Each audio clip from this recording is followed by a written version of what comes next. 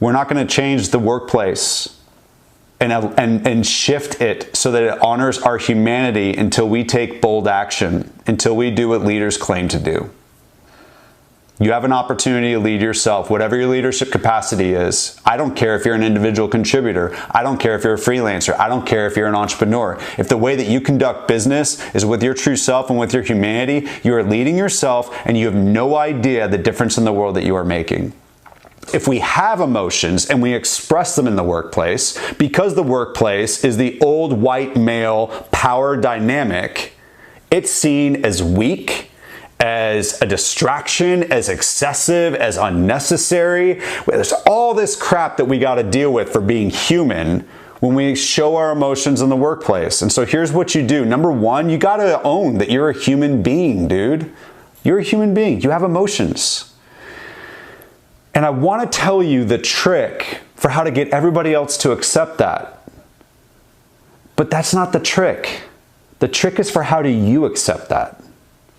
And then how do you lead yourself knowing that? How do you risk being the person that's willing to cry in the business meeting? How do you risk the person sharing that you're really scared? How do you risk with the teammate saying, I'm really disappointed in you? How do you risk saying, I've got something really hard going on with my son right now, or my daughter, and that's actually distracting me from my work? Everybody will tell you, oh, but I'm fine. That's actually distracting me from my work. How can you lead yourself? Because no matter what I say and no matter what you do, those in the most powerful positions aren't going to change. Because I teach surrendering the outcome is identifying what you can't control and then doubling down on what you can control. You can't control leading them. You can't control how they lead. You can control whether you lead yourself. And in the process, you can control whether you're leading everybody that is looking at you. Because at the end of the day, your job isn't to lead them, it's to lead yourself. And if you're in a leadership position right now, you have an opportunity to change leadership. Unfortunately, those that go through the door first get their nose bloody, but those that go through the door first change the world for everybody else. And so if you don't like what you're experiencing right now, you can actually take the unpopular stance and model a different way to lead. Damn the response. And I'm not taking it lightly how that can limit your career. And I'm not taking it lightly how uncomfortable that can make you in that room and outside of that room. But what I'm saying is, I don't have the perfect answer for how to change all of them. I do have the answer for how to change you. If you believe that you can get your core needs met, and you believe that you cannot show your emotion in the workplace, you are sitting on a golden opportunity to change this freaking world. You have the opportunity to lead yourself.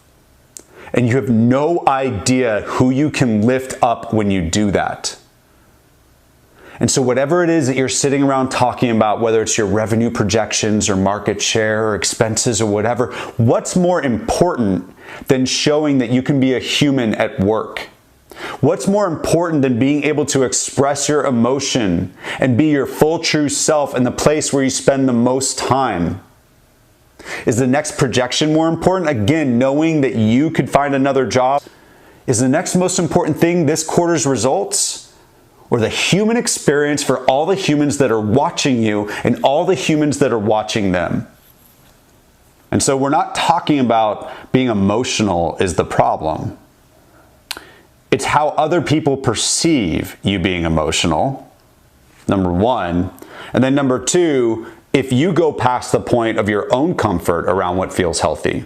We've all had those moments. Take it out of the work context. We've all had those moments in our personal relationships where we got too heated, like where we were, too vulnerable with a stranger, and it felt like, oh wow, that was a real overshare. We have our own internal boundaries of what feels healthy to us. When we pull out what everybody else thinks, we have our own boundaries, and you can work on that, whatever feels comfortable to you. So for example, for me, in early recovery, one of the things I realized was I wanted everybody to know I was an addict, but I would like aggressively over-inform in a way that wasn't really healthy. It'd be like, hey, my name is Mike. I'm Mike, I'm an addict. Or it'd be like, hey, so what do you think of the 49ers? I'm an addict. So you don't want to do that. So what I learned was I was scared that I wasn't going to say it. So I just had to trust that I was going to say it when the appropriate moment came up. So when someone said, "Why'd you move to Nashville, Tennessee from California?" I'd be like, "Well, I'm a drug addict and here's why." And so I had to learn how to develop myself. The real problem is that when we take whatever our expectation is for healthy expression of emotions, and that's going to be unique for you, and we go into the workplace where emotions are not factored in. I mean, we don't have any indicators in dashboards for sadness. We don't have any indicators for the dimensions that make us human when we look at business, right? And so I circle way back to the question of how do you deal with it not being okay to show your emotion at work? You practice rigorous authenticity. You surrender the outcome. And you do the uncomfortable work because this isn't going to change if you don't.